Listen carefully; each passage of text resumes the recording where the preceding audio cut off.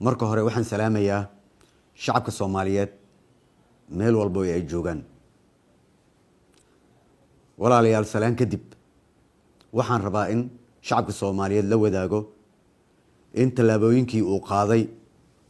madaxweynihii hore Maxamed Cabdullaahi Farmaajo ay yihiin isku day bareer ah oo lagu afgaminayo dawladnimada, dastuurka iyo sharciyada dalka u taala. Farmaajo ka sokow inuu shuruucda dalka ku xadgudbay wuxuu saaka weerar ciidan ku soo qaaday xafiisyada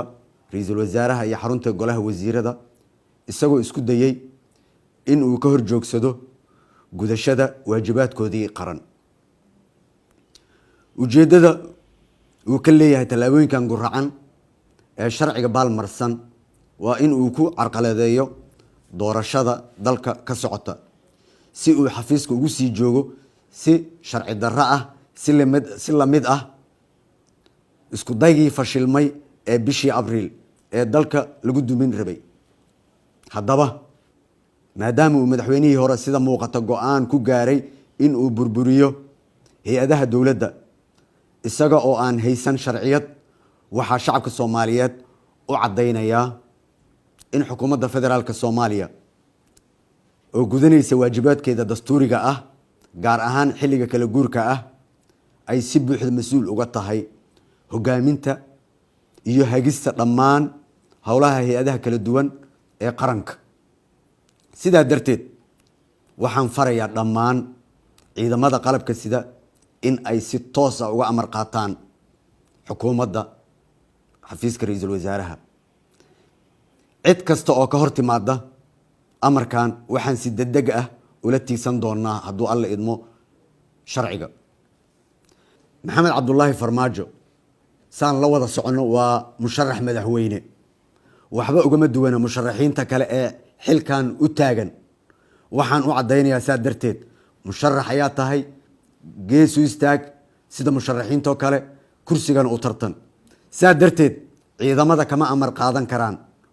wax amar ah nama siin karo maadaama uu doonayo in uu hay'adaha iyo awoodaha qaranka uga faa'iideysto musharaxnimadiisa kuna burburiyo dawladnimada haddii uu waayo dantiisa shakhsiga ah, taasoo ah waan booba ama waan banada. caqliga ha shaqeeyo Soomaaliyeed, ama saan rabo ha lee yeelo ama dalkan burburina iyadana ma shaqeynayso. waxaan mar kale shacabka Soomaaliyeed u xaqiijinayaa in ay iga go'an tahay in ay dalka ka dhacdo doorasho hufan oo horseeda in awoodda dalka si nabad ah lagula kala wareego si looga baxo cakirnaanta siyaasadeed ee uu dalku geliyay madaxweynihii hore. aniga ka shakhsi ahaan waxaan hortiina ka cadeynayaa in aan marno u dul qaadan doonin in doorashooyinka dalka in la boobo, in la dhaco, in lagu takrifalo, in sida la rabo laga yeesho. waa doorasho ee waxa ma ahan xulasho. waa xaaraan in doorashadan dadka qaarkood ay iska waayaan iyadoo la leeyahay dadka hebel iyo hebel kursigan iska leh. kursiga baarlamaanku waa doorasho ee ma ahan xulasho. anigana diyaar uma ihi inaan ummadda Soomaaliyeed sidaan hore uga ballan qaaday uguna dhaartay in gacanteyda lagu cuno ama dembi lagu galo ay cid kale uga faa'iideysato. saa darteed waxaan shacabka Soomaaliyeed mar kale u cadeynayaa doorashadan waa inay noqotaa doorasho hufan oo cadaalad ah loona siman yahay. guddiyada waxaan farayaa sida ugu dhaqsiyaha badan meelaha ay howlaha ka socota doorashooyinka inay u gutaan sida cadaaladda ku salaysan doorashadan ay noqoto mid hufan. guddigii aan ku arko inay baal maraan ama u eexanayaan ama ay fududeynayaan doorasho aan hufnayn kama yeelayay, waana taaganahay. shacabka Soomaaliyeedna waa taan ugu dhaaranay dhammaanteen. sida aad la socotaan dhammaan shacabka Soomaaliyeed shirkii madasha ee lagu ballamay waa sidiisii. dowlad goboleedyadana way imaanayaan, waana ku ballanay, wayna soo socdaan dhammaan. all agabkii logistikada ahaa iyo diyaaradahoodii waa loo diyaariyey, wayna imaanayaan. shirkan wuu furmayaa. shirkaasoo looga hadlayo dardargelinta doorashooyinka, hufnaanteeda iyo dhamaystirka sida ugu dhaqsiyaha badan doorashada marka waxaan leeyahay shacabka Soomaaliyeed u sheegaya musharax kastana u sheegaya in iimaanka lagu qabo doorashadan waa aqoon isku dhiib cidna kama yeelayno in kaligeed ay qoriga haysato hal heeska maanta waa doorashaha afgambi maya wassalaamu calaykum waraxmatullaahi wabarakaatu bismillaahi raxmaani raxiim marka hore waxaan salaamayaa dhammaan shacabka Soomaaliyeed meel walba ay joogaan salaan kadib waxaan halkan ku faahfaahin doonaa aniga iyo wasiirka gaashaandhiguba dacdadii xalay ilaa maanta ka dhacday dalka gaar ahaan magaalada Muqdisho waxaan rabaa shacabka Soomaaliyeed inuu xaqiijiyo inuu dalka ka dhacay xalay ilaa saakay isku day afgambi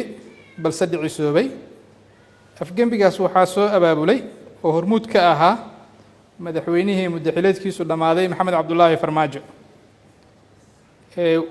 wuxuu ku weeraray ciidamo asiga ilaalo gaar u ah oo asiga si gaar ah uga amar qaatay ra'iisul wasaarihii xafiiskii iyo qayb kamida ama qaar kamida xafiisyada golaha wasiirada nasiib wanaag kadib markii ay ka hor yimaadeen afgambigaas qaar kamida ilaalada madaxtooyada iyo xafiiska ra'iisul wasaaraha iyo qaybo kale oo kamid ah ciidamada qaranka waa uu dhicisoobay intii lagu soo qanciyay in badan oo kamidana dib ayay kaga laabteen afgambigii ay ku howlanaayeen waxaa jira tiro aad u yar oo weli ku howlan arrimaha guraacan oo dhicisoobay oo garala inuu waagu ku baryay oo kamid ah ciidamadii uu soo abaabulay madaxweynihii muddaxileedkiisu dhamaaday Maxamed Cabdullaahi Farmaajo waxaan ugu baaqayaa ciidamada amniga inay difaacaan dowladnimada inay difaacaan dimuqraadiyadda ilaaliyaan hantida shacabka iyo badqabkooda waxaan shacabka Soomaaliyeed u xaqiijinaa